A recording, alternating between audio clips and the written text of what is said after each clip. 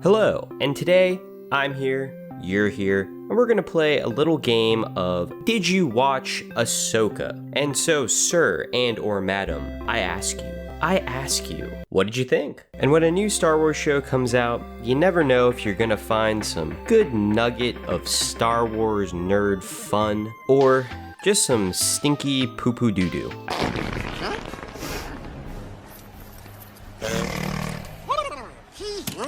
I guess we'll find out together.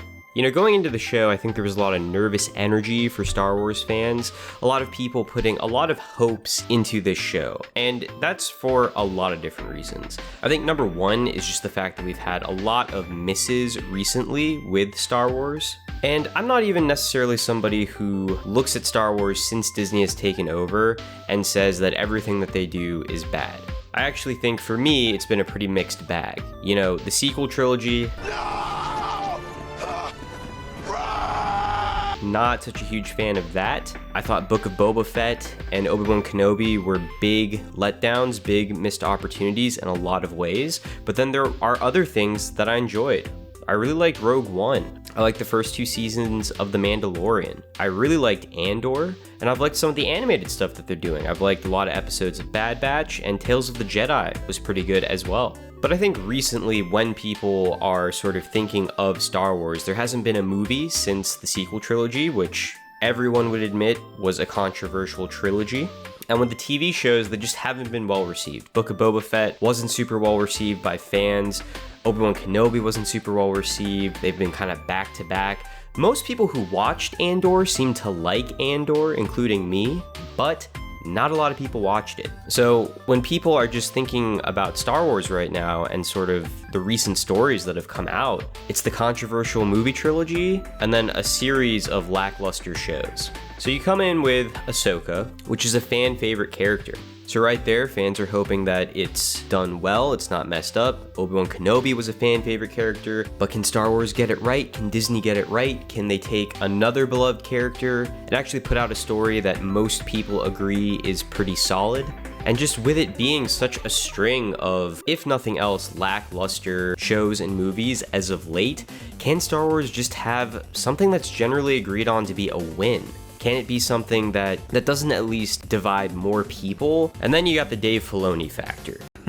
You know, Dave Filoni, been around at Lucasfilm, working on Star Wars since before Disney bought it. And a lot of people really like Dave Filoni. He definitely has some critics, but a lot of people really like him, like what he's done in animation. And he's been dipping his toe more and more into live action projects. And so now to see him, which a lot of people have either fairly or unfairly placed a lot of hope into as somebody who can still deliver great storytelling, when he makes that jump, that official jump from strictly animation into live action, can he make it work? And if he can't, what does that mean?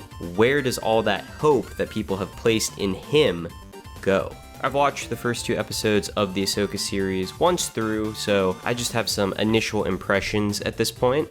And right off the bat, if I had to give it a rating out of 10, I'd probably give it a 7. Pretty good. I enjoyed my time watching, but wasn't spectacular. But I also didn't come away thinking that it was just average.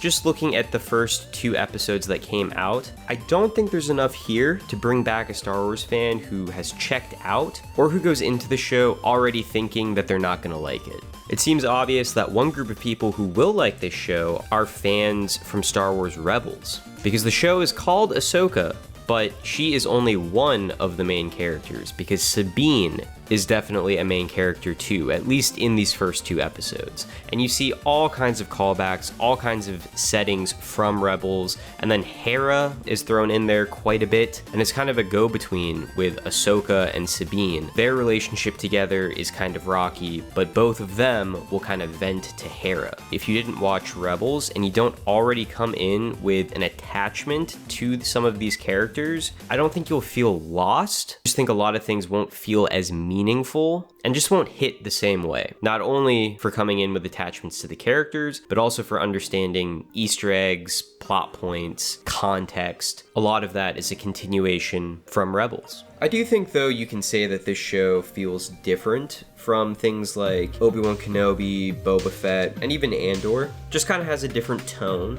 And I think somebody being fair, at least in these first 2 episodes, would have to say that it seems to be a more solid project than Obi-Wan, Book of Boba Fett, at least the lows of those shows. They don't necessarily break anything. There's nothing super controversial like Last Jedi Luke to get people riled up.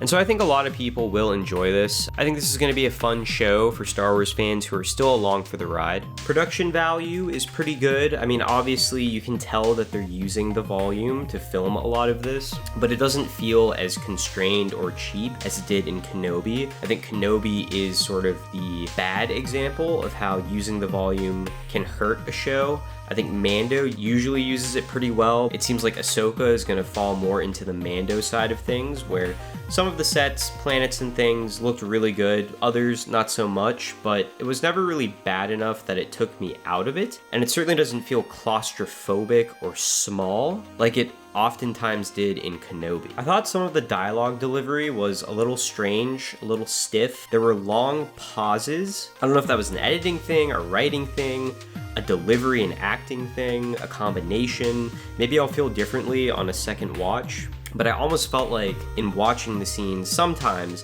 it was like people were waiting to deliver their line. It could also be that they were purposefully adding little pauses in for dramatic effect. I don't know. Kind of nitpicking, but that was something I noticed. There's a lot of scenes with people sort of slowly looking off, sort of pondering the moment and the situation they find themselves in. A positive interpretation of it would be that they allow the scenes to breathe. And in general, I do kind of like when shows do that, when they respect the audience, that if we're not constantly hitting with things like they're watching a TikTok video, that they'll tune out. And so again, you could say that this gives time for the characters to develop, the scenes to develop, the scenes to breathe. But a negative interpretation could be that it's just slow and boring. And I think that'll just come down to the individual and personal preference. I think my favorite part of the show so far has been the villains, specifically Shin and Baylan. They're great. I like their dynamic. I like how Shin is kind of fierce and free-flowing and aggressive when she's interacting with others, but then kind of always has this lost puppy vibe when she's with Baylan. In a lot of the scenes, you'll notice she's looking to him, seeing his reaction to things, questioning him on how she should react and feel. And it's interesting how they're setting up the contrast, how Shin and Baylan have a very close relationship, a very strong relationship with each other. I don't know if I'd call it healthy, but they are definitely a team. Whereas for the good guys, you have Ahsoka and Sabine. They are sort of the Jedi Master and Jedi Apprentice dynamic, and they are not as one. They are not a team. They have a lot of conflict to still work through. And you wouldn't expect to see that difference between the people who call themselves Jedi and the people who don't, but I guess Shin and Baylan aren't necessarily Sith either.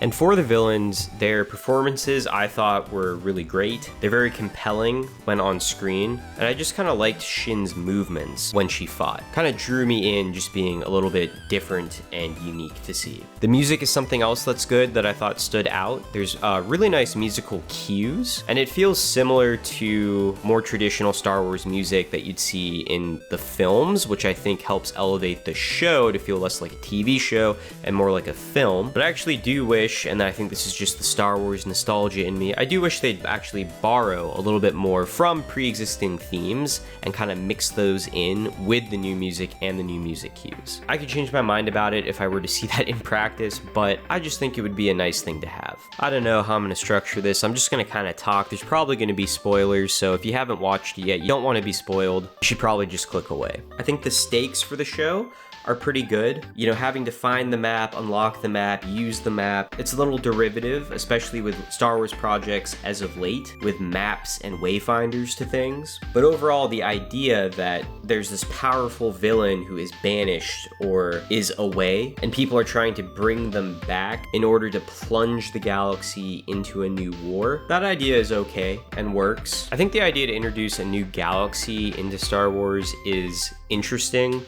I think it's a double-edged sword, because you could say it's risky to introduce a new galaxy where things could be totally different that could really introduce the possibility of breaking a lot of things in Star Wars canon. But you could also make the argument that it's actually playing things safe, that by introducing a new galaxy, you're kind of introducing a new sandbox where Dave Filoni and storytellers can take their characters here, write stories, tell stories here, and not have to be as constrained or worried about messing things up back in the known galaxy and angering fans with things like that. So I don't know, I think at face value, it's not necessarily a good thing or a bad thing. It really just depends on what they decide to do with it. I enjoyed the opening scene quite a bit, where Shin and Baylan fly into the New Republic ship and ambush the crew. It was silly that the New Republic would actually stop and let them board the ship. I'd buy it more if they weren't transporting a high-value prisoner, but I think really, other than delivering a cool action set piece, I think what it's trying to show is that the New Republic does not have their act together, that they still make the same sorts of mistakes that the Empire would make, and that they're overconfident. And when they first fly in and get off the ship and they're in the hangar, it's very reminiscent of the opening to Phantom Menace, where Obi-Wan and Qui-Gon arrive on the Trade Federation ship, and then they, the Jedi, are ambushed. In this, they kind of flip the script, and the Jedi, or the Force users who land there, are the ones doing the ambushing. And I think there's a lot of purposeful callbacks to things from other movies, especially just particularly I noticed things from Phantom Menace. The hangar scene for one, and then it's almost like a one-to-one shot where Shin is scouting out Sabine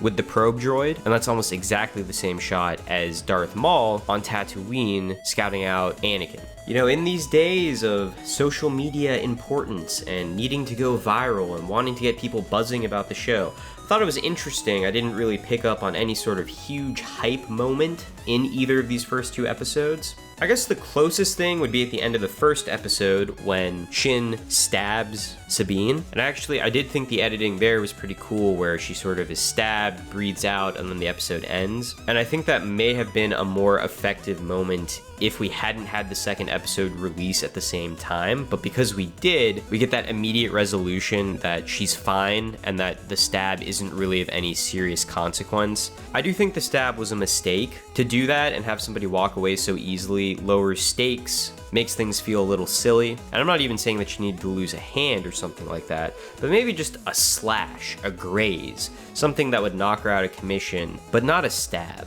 It's just feeding into a meme that lightsabers aren't dangerous or meaningful, which is a dangerous message to send in Star Wars, when lightsabers are one of the coolest toys in your toy box to use. So yeah, the show is out, and it's pretty good. Is it gonna really sway anyone's opinion about Star Wars, the state of Star Wars? I don't really think so, at least not yet, although the potential is there. They could deliver on some pretty cool things. It's still early in the show, and I'm looking forward to see where the story goes from here. But feel free to let me know in the comments what you thought of Ahsoka, or just about things in general with Star Wars right now. And if you made it this far, please hit the like button and subscribe. Those things really do help the video. So I appreciate you. I'm happy to have a new Star Wars show out right now. And now I will just ask you to have a good rest of your day, and I'll see you in the next video.